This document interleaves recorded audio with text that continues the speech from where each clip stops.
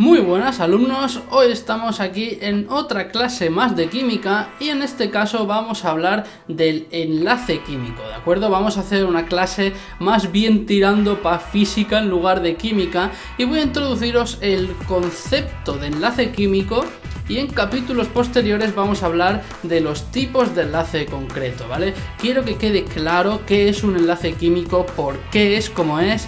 Y una vez que ya tengáis claro por qué se enlazan los átomos, ya hablamos del tipo de enlace, que es iónico, covalente, metálico y demás, ¿de acuerdo? Este capítulo, esta clase va a ser exclusivamente de qué es y por qué se enlazan. Muy bien, el concepto de enlace químico como concepto es única y exclusivamente la aproximación de dos átomos hasta un punto de estabilidad, ¿de acuerdo?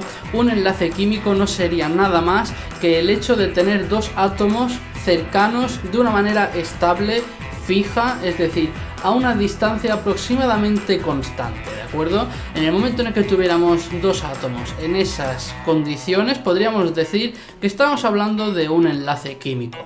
Dependiendo del tipo de átomos y del tipo de estructura que se dé entre ellos dos, estaremos hablando de un tipo de enlace o de otro. Pero en este caso tan solo vamos a explicar qué es y por qué es como es. Ahora ya deberíais de tener claro que un enlace químico no es nada más que dos átomos cercanos. Y vamos a explicar ahora por qué separan a una determinada distancia. Es decir, si tenemos por ejemplo un átomo de hidrógeno y otro átomo de hidrógeno, llegará a un punto de cercanía que dirán, vale, aquí es donde más cómodo estoy y es donde me voy a quedar. Y esa distancia es lo que se conoce como distancia de enlace y siempre es la misma entre hidrógeno e hidrógeno, por ejemplo, o entre hidrógeno y cloro. Es distinta a la de hidrógeno-hidrógeno, pero es siempre igual entre un hidrógeno y un cloro. Y entonces ahora vamos a ver un poco por qué se juntan y qué hace que separen a esa distancia. Muy bien, ahora mismo estamos frente a uno de los mejores programas de edición gráfica de la historia, que viene siendo el Paint, ¿vale? Y bueno, me viene de lujo para explicaros este tipo de procedimiento. Esto que estáis viendo ahora mismo en pantalla es lo que se conoce como curva de Morse, ¿de acuerdo? Y viene a decir la energía que hay entre dos átomos que están colocados a distinta distancia. En el eje Y tenemos marcada la energía, mientras que en el eje X tenemos marcada la distancia. ¿Qué energía y qué distancia? La distancia es la que hay entre los núcleos de los dos átomos que estemos trabajando en cuestión. Pongamos por ejemplo el átomo de hidrógeno, ¿no?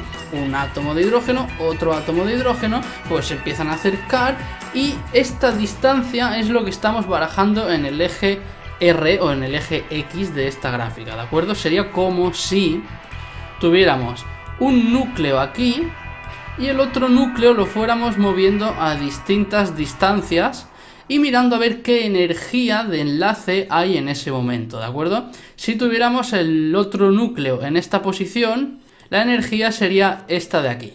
Si tuviéramos el núcleo en esta otra posición, la energía sería esta de aquí.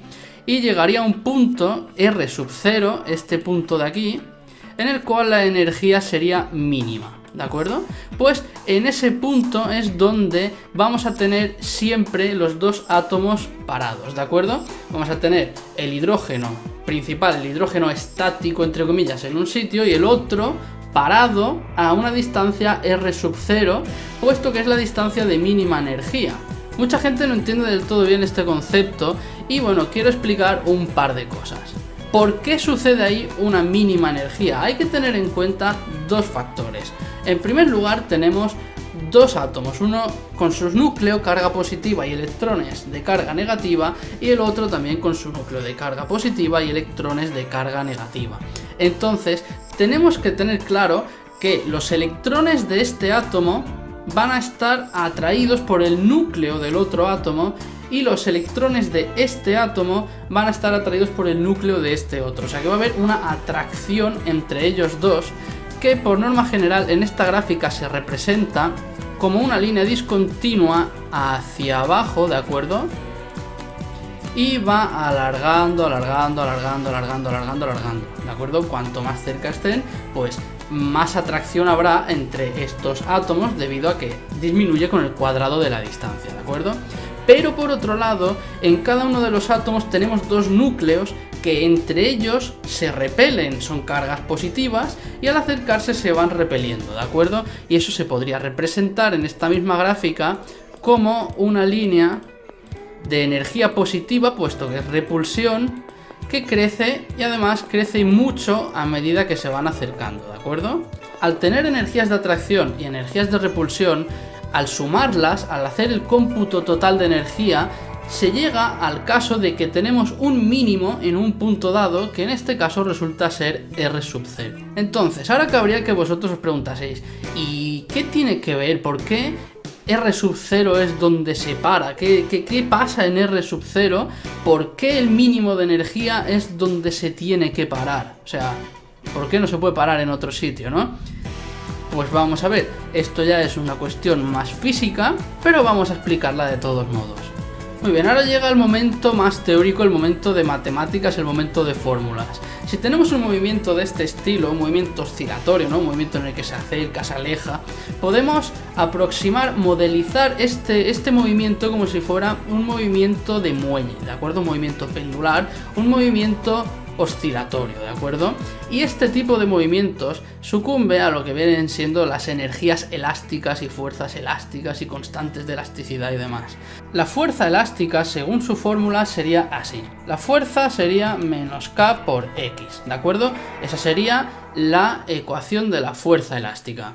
Y por otro lado, la gráfica con la que hemos estado trabajando ha sido una gráfica de energías potenciales, ¿de acuerdo? Una energía potencial que depende de la posición en la que esté los átomos en cuestión. De modo que podríamos proponer la ecuación de la energía de la siguiente manera. La energía en este caso sería igual a la menos integral de la fuerza diferencial de X, ¿de acuerdo? Esta sería la ecuación de la energía para un movimiento armónico simple, ¿de acuerdo? Un movimiento oscilatorio. Y de aquí podríamos derivar que la fuerza es la siguiente. Fuerza sería igual a menos derivada de la energía partido derivada de X, ¿de acuerdo? Y esta sería nuestra ecuación de la fuerza. Entonces quizás ahora, hablando de fuerza, sea un poco más intuitivo volver a la gráfica anterior para que vosotros entendáis por qué se para el átomo, por qué se para el enlace en ese punto de energía mínima. Volvamos para atrás. Entonces ahora volvemos a estar en la gráfica de las energías potenciales en función de la distancia, ¿de acuerdo? En este caso, ahora mismo ya podemos tener claro que en este punto de aquí, en este punto vamos a tener una energía mínima, como hemos visto antes, y ahora vamos a investigar qué pasaría con las fuerzas, ¿de acuerdo? Las fuerzas, como hemos dicho, son las derivadas de la energía. Entonces, si tiramos un poco de concepto matemático, debemos ya de saber que las derivadas son la pendiente que hay en una recta o en una curva, la pendiente que hay en un momento dado. Muy bien, vamos a investigar. Muy bien, ¿qué pasaría si tuviéramos aquí nuestro átomo inicial, ¿de acuerdo? Nuestro átomo entre comillas fijo y el segundo átomo estuviera aquí. En este punto tendríamos esta energía, ¿de acuerdo? Y esa energía corresponde a una fuerza que sería la menos derivada de la energía en ese punto, ¿de acuerdo? O sea, si tenemos que la pendiente de este punto sería algo tal que así, ¿de acuerdo? En este punto la pendiente es positiva, pero como la fuerza es la menos derivada, la fuerza sería menos la pendiente, o sea que si esta pendiente es positiva, la fuerza aquí sería negativa. Es decir, la fuerza apuntaría hacia aquel lado de allí, ¿de acuerdo? Estaríamos diciendo en este caso que tenemos que si nuestro segundo átomo tiene esta posición, su fuerza irá dirigida en aquella dirección de allí. A ver, así. ¿De acuerdo? En esta posición tenemos que el átomo tiene una energía negativa con pendiente positiva, pero como la fuerza es menos la pendiente, pues apunta hacia la izquierda. Si por contra ahora hablamos de que el átomo lo tenemos en esta posición de aquí, estaremos diciendo que la pendiente es ahora negativa. En este punto tendríamos una pendiente tal que así, ¿de acuerdo? Correspondería a este punto y la pendiente en este punto aproximadamente es esa, ¿de acuerdo? En este caso tenemos una pendiente negativa, puesto que la fuerza tiene el signo contrario. En este caso tendríamos una fuerza positiva que apuntaría hacia allí, ¿de acuerdo? Entonces, en este caso podemos decir que la fuerza que empuja a nuestro segundo átomo va en aquella dirección. Entonces, si seguimos un poquito esta idea, este concepto, podemos tener claro que este átomo en una posición lejana va a sentir una fuerza atractiva hacia el centro. Y si se pasa de R sub 0, va a volver a tener una fuerza atractiva hacia afuera y atractiva hacia adentro, y va a estar pues eso, como oscilando, ¿de acuerdo? Sin embargo, en el punto R sub 0, dicho átomo no siente ninguna fuerza, porque en el punto este de aquí tenemos que la pendiente es totalmente cero. Entonces, si la pendiente es cero, la fuerza es cero y el átomo no se siente ni desplazado hacia la derecha ni desplazado hacia la izquierda.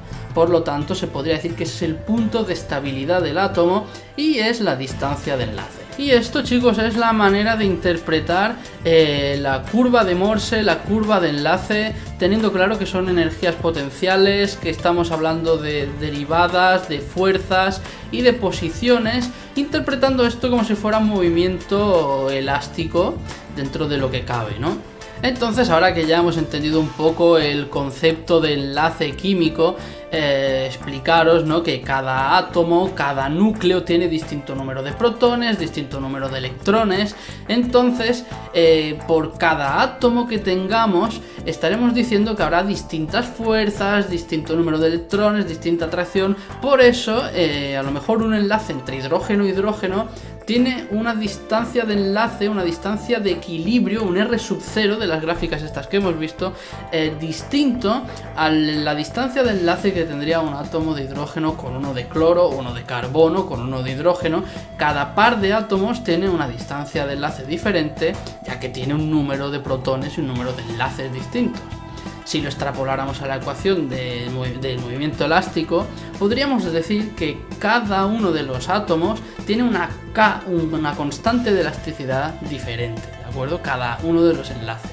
Pero bueno, esto es una burda aproximación, así que bueno, el concepto es ese, que cada par de átomos tiene distinta atracción, por lo tanto, pues se verán atraídos en distinta manera, ¿no?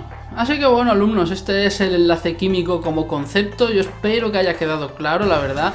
Es algo bastante importante de entender a la hora de seguir avanzando en la química, porque básicamente la química trata de modificar enlaces. La química pocas veces se mete en el átomo, dentro de un átomo, sino que por norma general solemos jugar con desenlazar, enlazar aquí, enlazar allá, y eso es básicamente el fundamento básico de la química. Así que bueno, yo espero que os haya gustado esta clase, que la hayáis entendido, que os haya sido útil, y chicos, nos vemos en la próxima. Y a disfrutar de la ciencia en su máximo esplendor.